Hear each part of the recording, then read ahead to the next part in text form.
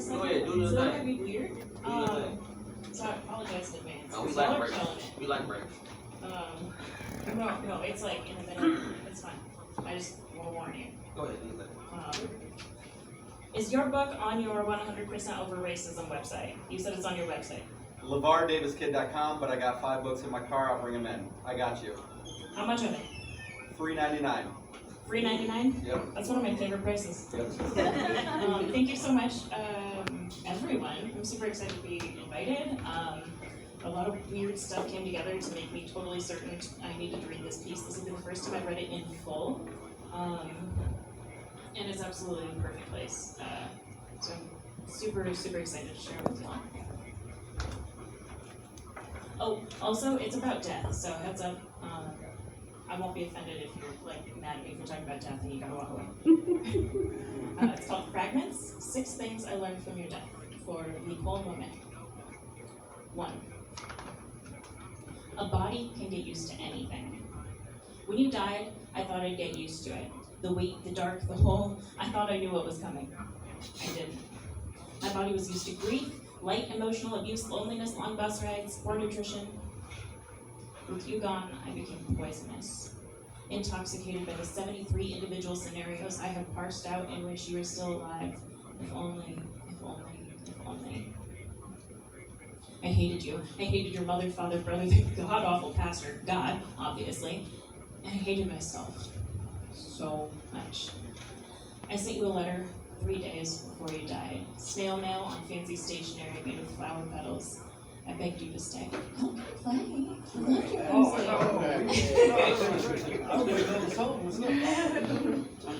And I got used to hating you. I figured you were at home in the damp, bruised basement of your family. I thought maybe you were some kind of martyr whose cause I didn't understand. It took me years to consider that maybe you were just sick.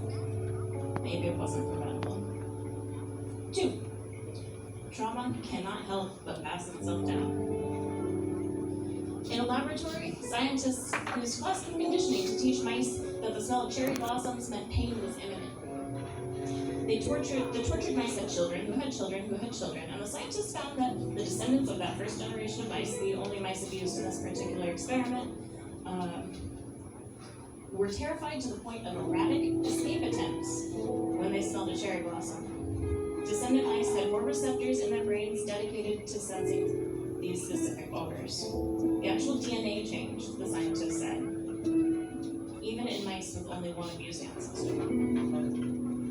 We live in a cruel world where people hurt mice in order to understand why the great-grandchildren of slavery survivors are depressed, introverted, jumpy. We used to say that people who endured abuse become abusers, but you had every opportunity to beat, to break, to pass your pain to an unsuspecting neighbor or niece. You never told me any specifics about the abuse you endured in your home, but there were fragments everywhere, falling around you. You mentioned in passing, like I was supposed to know that you did every single thing you could to protect your brother.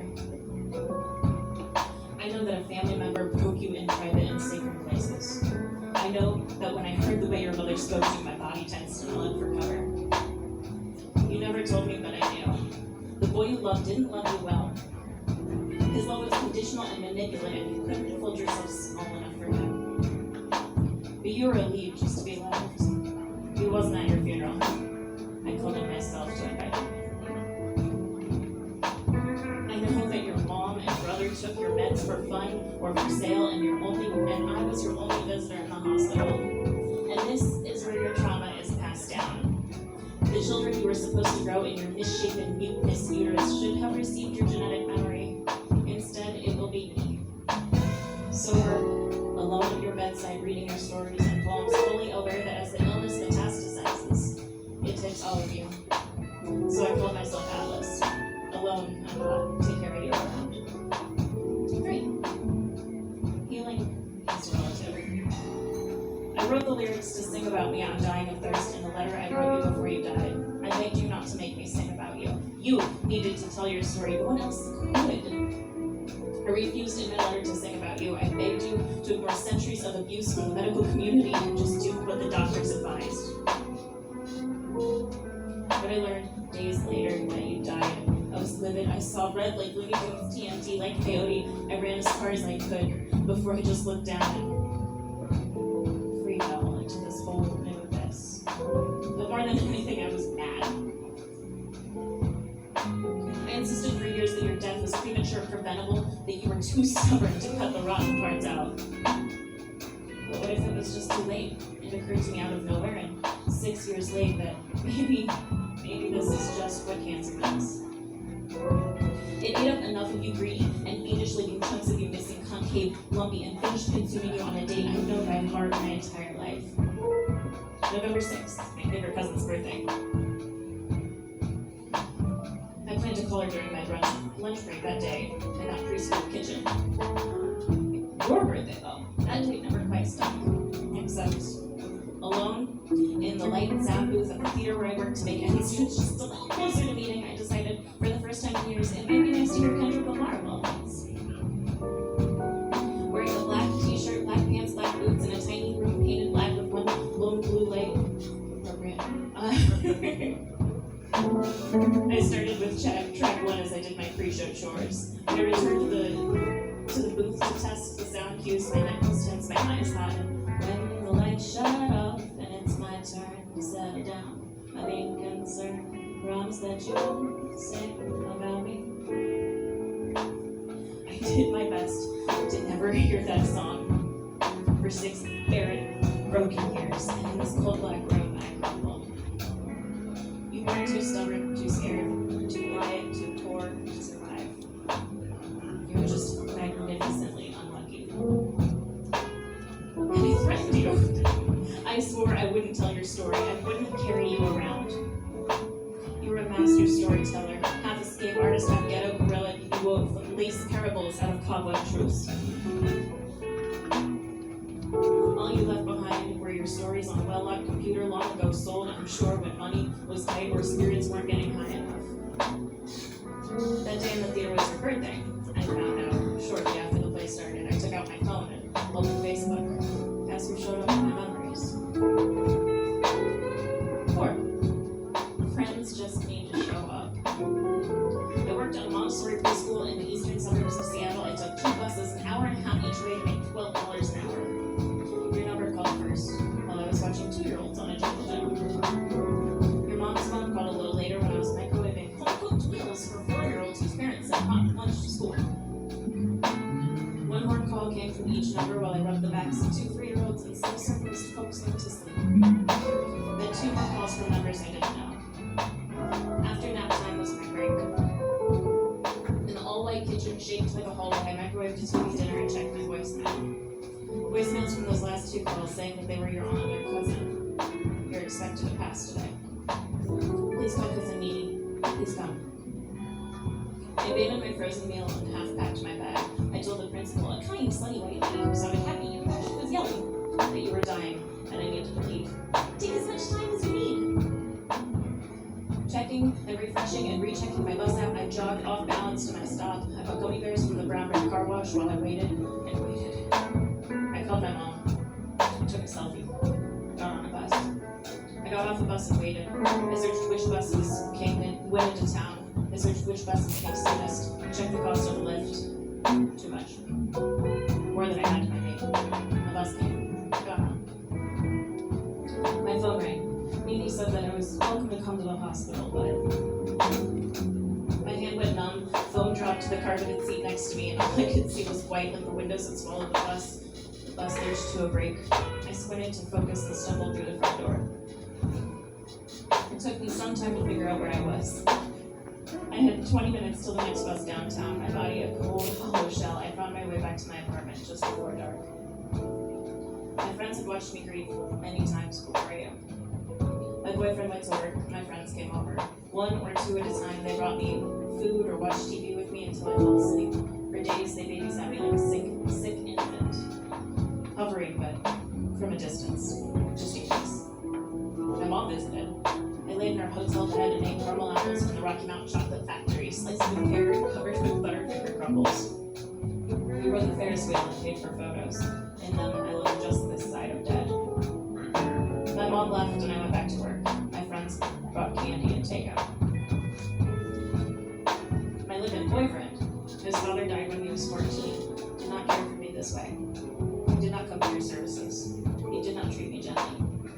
When you died, I broke up with him after 5 abrasive, abusive years. In the time we dated, I lost 6 people. 5. No one was ever alone. It took 2.5 weeks for our friends and I to prepare you for your final services. Our friends reserved a reception space, and I started a GoFundMe offering crazy rewards in your honor. For $100, I perform a rap expressing my gratitude. I thought you'd like that one, though I couldn't imagine anyone we knew could afford it. I was wrong, though. Somehow we got there. We made it to the world's worst funeral. Your mom giving me credit, showing me around to your family, and I gestured vaguely to the palest faces in the church. I offended our friends, 3 halfsies, 2 white women, by repeatedly calling our friends the white people. As if that wasn't true. As if that's not what everyone was thinking. I said, these were your friends. And we were. Some of the best years of our lives were spent reviewing subpar writing and drinking subpar cocktails. We were like a collegiate breakfast club come together to resuscitate a journal. We closed down the Irish bar that drank too much for beer and put potatoes on everything. We walked too slowly, had too many crushes, and talked too much shit. But as the prodigal pastor approached the pulpit, I met Nene for the first time. I sat with her, and every time that damn reverend said the wrong name, we laughed. We laughed when she said you had always understood God's plan. We laughed when she sang your praises. We cried, but we laughed too, aware of the sick spectacle we were stuck in. And since that night, I've never been alone. Finally, 6.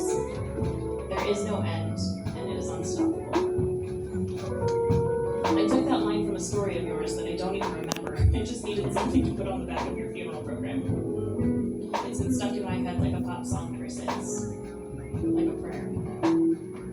Still, in a desperate search to understand, I scoured my computer, the internet, the literary journal we built together, and I couldn't find it. I read over 100 pages of your writing. My eyes unable to focus, unable to put sentences together like they were intended, only fragments sticking unevenly to the pages got through.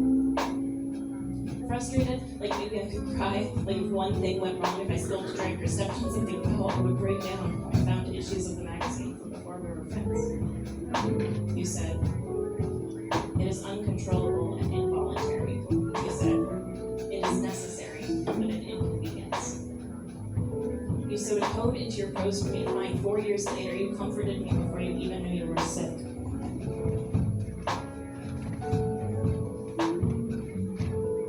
Every memory, every screenshot I saved of our relationship unfaded when I tried to access it was built on your own understanding that this inevitable abyss would come prematurely to you. When we met, I invited you to lunch during a break in our meeting, and you said no. You stayed in the meeting room while the rest of us left, stretched, ate. The next day you came with me. We walked slower than I knew a body could move. It took us 15 minutes to walk what I thought would take 5. You didn't speak unless prompted. You didn't order food or eat what I offered. You did not want my friendship. A few months later, we had a class together, and I sat next to you in a weirdly long classroom where we read and discussed complete American novel. You didn't speak in class. You sat in the back corner on the same side of the room as the door, but you laughed at my jokes. I saw you give a reading that quarter. No sign of stage fright. And you swore to me later that you blacked out while you read the mic. Then, finally, Fragments magazine returned. I nagged you into going out for drinks with us at the too expensive, not really Irish pub that opened next to the pizza place that you walked me to last year. You didn't drink, kept your distance, but you opened yourself then to the idea that we were potential friends. Your first, I think. When I think about you, you're hiding Papa Murphy's in my fridge and pulling frozen alcoholic juice boxes out of your purse. Your eyes smirking inside heavy round lids. Your lips too pink with makeup are pursed in protest against your eyes if you don't really believe you're having a good time. We're driving to Tequila in your mom's gold Toyota, almost as old as we are, and you're reading MapQuest directions to me. When we park at the mechanics, you tell me you've never been to a sex shop before, and we act like children when we're walking pocket. What on earth do you use that for? You lend me your earrings when I cut my hair and make up breast-related nicknames for our friends. You smile silently when boys are around. I forget sometimes that your death was final. Sarcoma feels too round in my mouth to have sharp edges. Why, if it's over, do I still reach to call you when Twin Peaks and X-Files get reboots? When New Friends makes Monarch and Orangina? When I'm on Spruce Street in a different city? I see you in things that glitter like a jeweled pen you gave me for my birthday, in things that tinkle like that one note at a time, tiny music box of Here Comes the Sun that you gave me from your hospital that, not knowing how this song had healed me once before.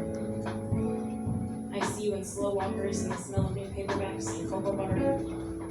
It is uncontrollable and involuntary. It is necessary, but an inconvenience. There is no end, and it is unstoppable. Thank